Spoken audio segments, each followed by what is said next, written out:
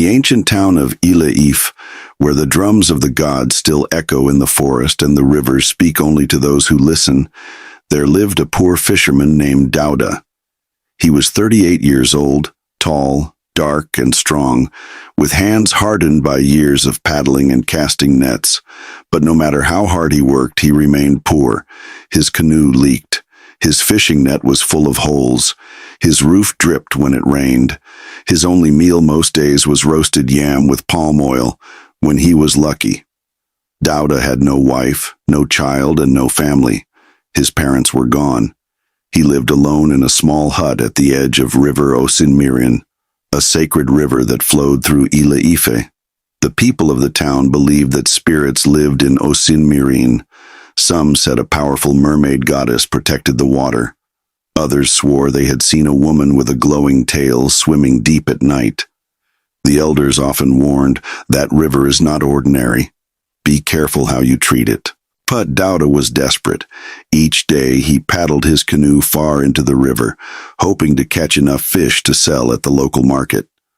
One afternoon, after 3 days of catching nothing, Dauda sat under the sun, sweating and frustrated.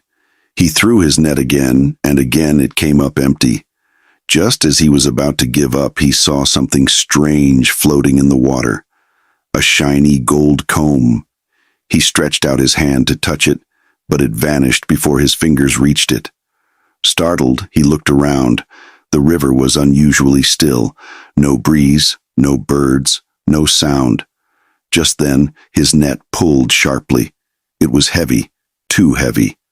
"Ah, Orun me," he cried, struggling to drag it into his canoe. And then he saw her. A woman. No, not just any woman. She was the most beautiful creature he had ever seen. Her skin glowed like moonlight on calm water. Her hair was long, wet, and black, flowing down to her waist. Her eyes sparkled like the stars above Ile-Ife. But what shocked Dauda the most was her tail, a long, shiny green fishtail that shimmered in the sunlight. She smiled. "Don't be afraid," she said in a calm, musical voice. "My name is Mofe." Dauda's lips trembled.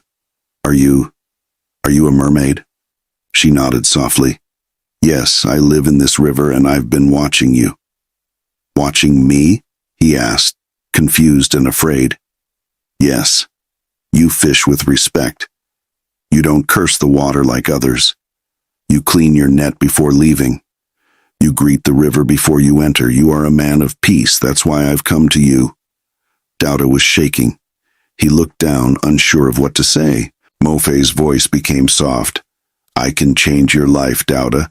I can bless you with what others only dream of. Fortune, favor, long life, and wealth beyond your imagination. But I need something from you." Dauda swallowed hard. What do you need from me?" She moved closer, her eyes gentle. "One night. Just one night under the full moon. Come to me as a man. Let us be together." Dauda froze. "A night? With you?" "Yes," Mof said. "Give me one night and I will give you a lifetime of blessings, but after that you must obey 2 rules." He listened closely. "First," she said, "you must never tell anyone about me, not even your shadow." He nodded slowly. "Second," she continued, "you may fish in the river during the daytime, but never come to the river at night unless I call you. If you disobey, I cannot protect you." Dauda stared at her, overwhelmed. "Why me?" he asked. Mofe touched his hand. "Because you are different, and from this moment you are now my husband." His heart nearly stopped. Husband?" he stammered. She smiled. "Yes, Dauda, you belong to me now, but your life will become beautiful if you listen and obey." She turned to leave, then paused. "Meet me here tomorrow night. Come alone. Wear a white wrapper. Do not speak to anyone before you come. When you see me, don't run. Accept what is yours." Before he could say another word, she slipped into the water and disappeared beneath the surface, leaving the river calm and silent again. Dauda paddled home in a daze. He barely slept that night. His heart raced. He wondered if it was all a dream. but the way her eyes held him, he knew it was real. The next day, Dauda avoided everyone in the village. He did not go to the market. He stayed in his hut washing his white wrapper, boiling herbs to clean his body. As the sun set, he wore the wrapper and paddled quietly into the river. The full moon hung in the sky like a silent witness, and there she was, Mofe, waiting on the water, glowing like a spirit bride. She held out her hand. Dauda stepped into the water and took it. They didn't speak.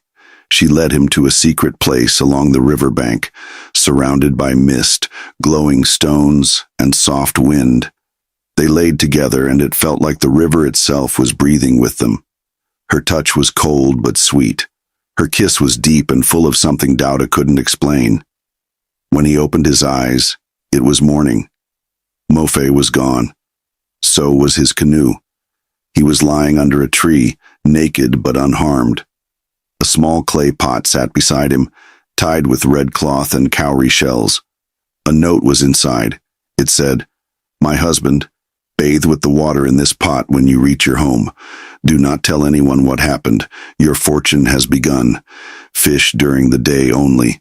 Never come to the river at night unless I call you. Mofe." Dauda carried the pot and walked back to Ile Ife, shaking. People stared, some laughed. Why is Dauda walking like a confused man? But he didn't answer anyone. He entered his small hut, locked the door, and poured the water on his body. That night, he dreamed of Mofe again. She was sitting on a throne beneath the water, dressed in white, with pearls in her hair. "You are now mine," she said softly. "Your hands will no longer know poverty. Your name will rise. But if you disobey me, everything will disappear." Dauda woke up sweating. The next morning he went fishing as usual, but this time his net came back heavy. Fish, plenty fish, fat fish, glowing fish. He sold them at the market for a price he had never imagined. The next day, same thing. The villagers began to talk. Dauda, that poor fisherman, how? Within a week he rebuilt his leaking hut. In 2 weeks he bought a brand new canoe. By the end of the month, he had workers fishing for him, a big house with glass windows and a motorbike. Children called him Dauda the rich man.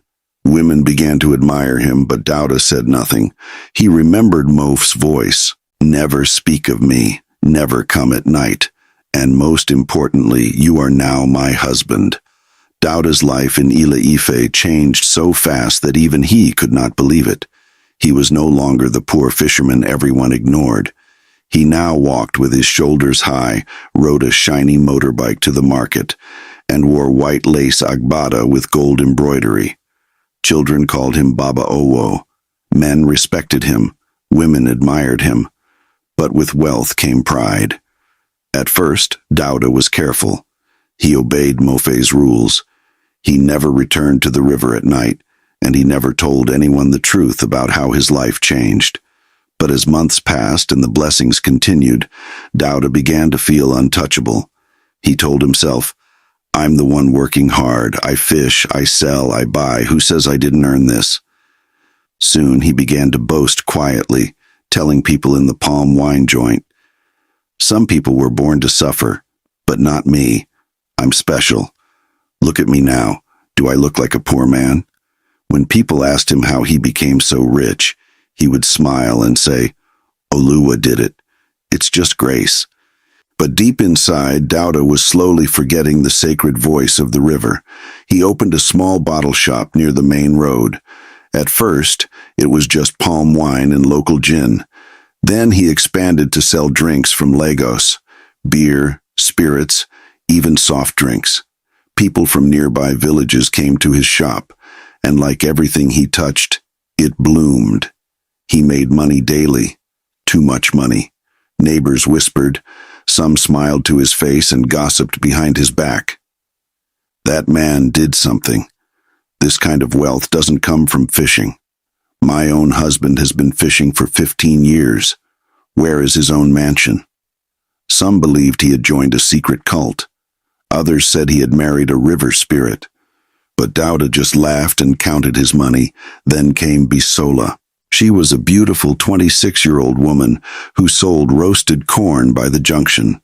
Her skin was smooth like fresh okra, her eyes bright like the morning sun. She was known for her quietness and kindness. She came from a humble family, but carried herself like a princess. Dauda noticed her one market day. She greeted him with respect. He smiled back. The next day, he bought roasted corn from her. The next week, he sent someone to ask if she would marry him. Bisola was shocked, but flattered. Her parents were happy. Who wouldn't want their daughter to marry the richest man in Ile-Ife? Wedding talks began. The village buzzed with gossip. Dauda has found a wife. It's that Bisola girl. Her head is good-o. Preparations started. Dauda gave Bisola's family goats, tubers of yam, crates of drinks, wrappers, and even 200,000 naira in cash. But that night, the dreams returned. Mofe appeared. She was standing in water, her long black hair flowing behind her. Her face was calm, but her eyes were cold. "You are my husband, Dauda," she said softly.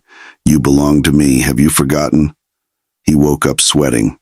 He tried to ignore it. "It's just a dream," he told himself. But the next night the dream returned, this time darker. Mofe was crying. Her tail was bleeding, her hair was soaked in red water.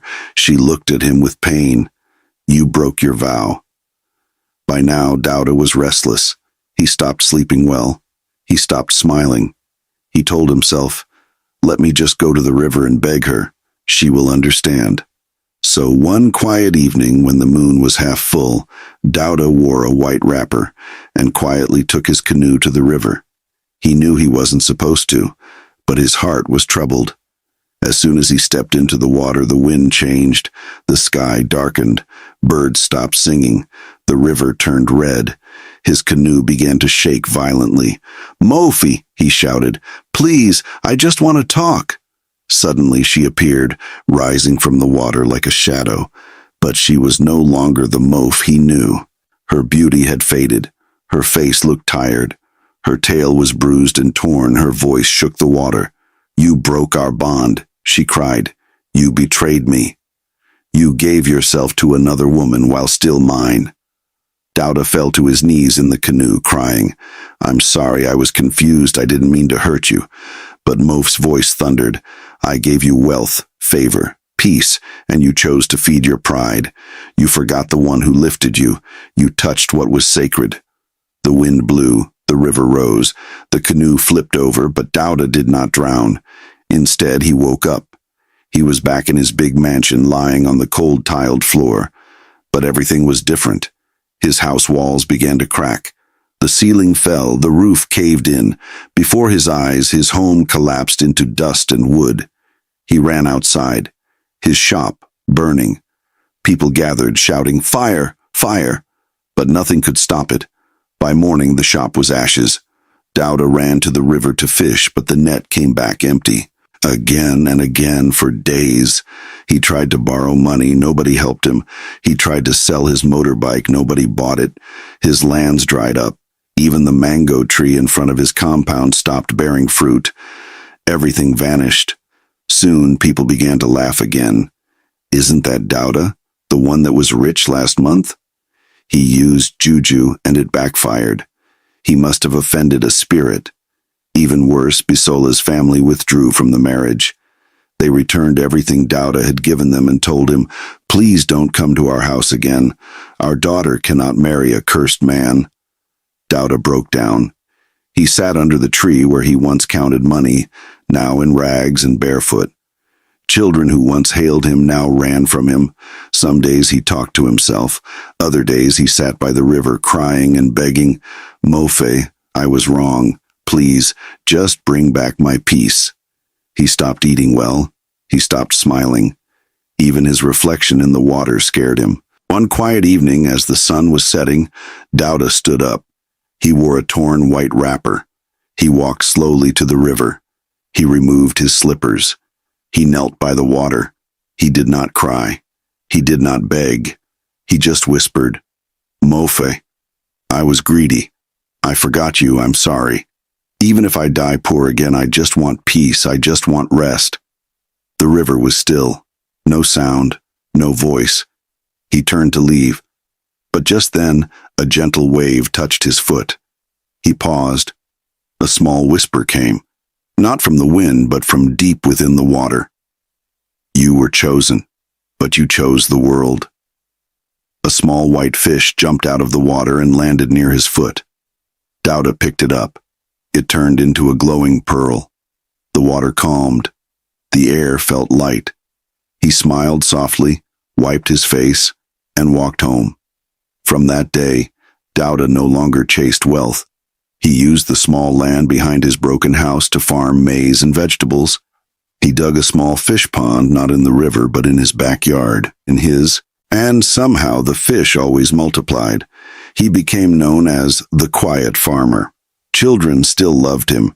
People still came to him, not for money, but for advice. And though he was no longer rich in gold, he became rich in peace. Sometimes fortune comes with rules. Dauda was blessed, but he forgot the warnings. Greed makes us forget who helped us rise. Obedience brings peace, but pride can turn blessings into pain. Always remember where your help came from, and never bite the hand that fed you, especially if the hand came from a sacred river. Moral lesson. Sometimes fortune comes with rules. When the heart is filled with greed, we lose the very thing that was sent to bless us.